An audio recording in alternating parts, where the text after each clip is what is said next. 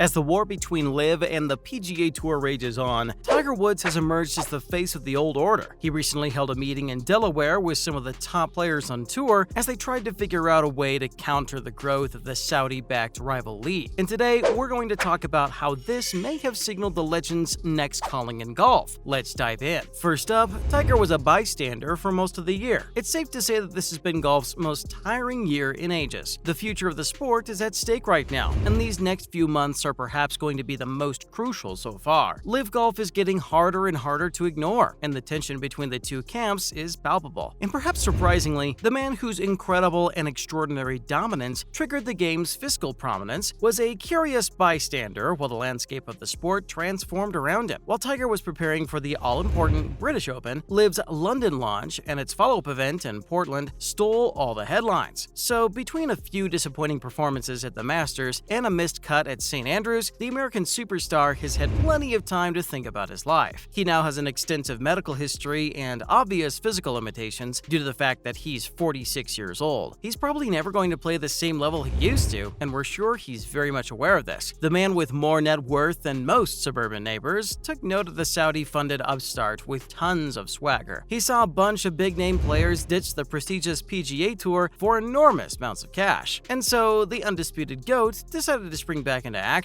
Next up, Tiger's crossing into Delaware. Last month, Tiger flew to Delaware in advance for the second FedEx Cup playoff event. He took the initiative to get involved in discussions with his fellow tour pros about how to stop the problems caused by the defections to the rival league, and the meeting was incredibly productive. According to Rory McIlroy and a bunch of other people who were present, Tiger brought up realistic and practical ways of fighting LIV Golf and addressing the concerns players have with the PGA Tour at the moment. They talked about making the format more interesting and lucrative, as well as making the schedule less hectic for players. Just the following week, Commissioner Jay Monahan announced some very significant changes to the 2024 schedule. So yes, Tiger is still relevant right now, and it's really fascinating to see that he's now spearheading the resistance against LIV. And honestly, we can't think of any better man to do it. Coming up, Tiger has changed. The influx of prize money and the hearty boost to the player impact program is old news at this point, but the emergence of Tiger as the proactive ambassador of the tour is not. The Delaware trip was largely ignored by the media, and it was only taken as a photo op rather than an important occurrence that needed detailed and heavy reporting. When it first happened, the focus was understandably on the mission itself, and that was certainly talked about a lot. What was largely left out was the motivation of the actual man on the mission. Considering this, 20 years ago, the greatest golfer of all time wouldn't have even walked 50 yards to attend a team meeting unless it was mandatory. He always made a point to avoid all legislative issues and had absolutely zero interest in serving on the PGA Tour policy board. The man was focused on one thing and one thing only: winning majors. He didn't care for politics and was content with dominating the sport. Yeah, sometimes he had some gripes or complaints, and he may have expressed them in a mix of sarcasm and anger, but generally, he would stay out of organizational problems. But this summer, the GOAT felt that competitive mortality was finally catching up with him. He worked super hard for the British Open and still didn't even come close to pulling it off. Sadly, his body just doesn't respond to his mind the same way anymore. This has led him to publicly acknowledging that his career as a professional sportsman is all but over. As sad as that may be, this has led him to direct his attention towards saving the sport that has made him a global superstar. Moving on, Tiger versus the LIV invasion. As LIV came along, it was clear that the tour needed him more than ever. He couldn't just stay quiet anymore, and without notice or any kind of transition, the Tiger was awake. He recognized the purpose of his presence and the effect he's had on all the young stars who grew up wanting to be just like him. In his younger years, many people considered him to be selfish and uncaring. So many things have been written about his lousy and underwhelming Ryder Cup record as a reflection of that. That's probably why it's been kind of easy to wave off his contributions in Delaware as a one-time thing. But if you ask us, we wouldn't bet a nickel on it. Age has a way of helping everyone grow, and considering how much he's dealt with in the past 10 years or so due to the infamous collapse of his marriage in 2009, it's not really surprising that he's not the same man he used to be. And let's face it, he's still the most important person in the game. If he ever wanted to become the next commissioner, it would take less than 20 minutes for him to get that done. But he's an icon, and they don't sit on thrones or sit behind a desk. The job is just not worth the headache and the time that comes with it. Plus, he's of much greater value to the tour in an unofficial capacity. Up next, what he's doing right now is perfect. Communicating with the current players and acting as a sort of liaison between church and state is the best thing he can do right now. If he continues down this path, he can actually have a significant effect on this war. At the end of the day, it all comes down down to what Tiger wants in his competitive afterlife. He's an invaluable asset to the PGA Tour, and he's made it clear that he cannot be replicated or purchased. Plus, don't forget that he's famous enough to make $1 million for just making an appearance at a fast food chain or a department store. Basically, hanging out on the practice range and chatting with his friends would quickly become old for him. Motionless small talk is not what he's wired for at all. On the other hand, if you need him to fly over 1,000 miles and talk to his fellow peers about defeating Greg Norman and his slimy league, there's no one in the entire world more suited for this. The tour needs a rosy relationship with him, especially if there are to be any more additional raids of the product in the future. Any longtime sports fan will tell you about the internal uprising that turned professional tennis upside down. And don't forget that track and field sports used to generate sizable television audiences through its association with ABC's Wide World of Sports. Now, these competitions are only in the spotlight for like a 2-week window every 4 years. Plus, there's also the downfall of boxing. It used to be the most popular athletic contest in the world, but then ego and greed chewed up the very fabric of the product. Several different variations of the sport emerged, and now the sweet sport is a completely disparate industry. It holds no place in the mainstream and is struggling to survive on HBO and ESPN. Now, his involvement has brought a sense of unification in the sport. Now, it's pretty obvious that Tiger can't really do anything about the players who have already abandoned the tour, but he can definitely play a crucial role in streamlining their return if the LIV project comes to a halt for whatever reason. He was always going to be involved in legislating this latest financial windfall, but his willingness to travel and talk to important people has provided a sense of unification not just for the players, but also for the fans who are seriously concerned about the game's current state. The fact that he's officially fighting on the tour's side is somehow comforting. It feels like, against all odds, everything will eventually be okay. Also, don't forget that the man turned down an $800 million offer to join the rival league. He decided to stick to his guns, and no one can accuse him of only caring about money anymore. Let's hope his involvement slows down the growth of LIV and that the sport can be saved. Fingers crossed. That's a wrap for this video. What are your thoughts on Tiger Woods taking an active approach against LIV Golf? Do you think he'll be able to make a difference? Let us know in the comments below. Make sure to give this video a thumbs up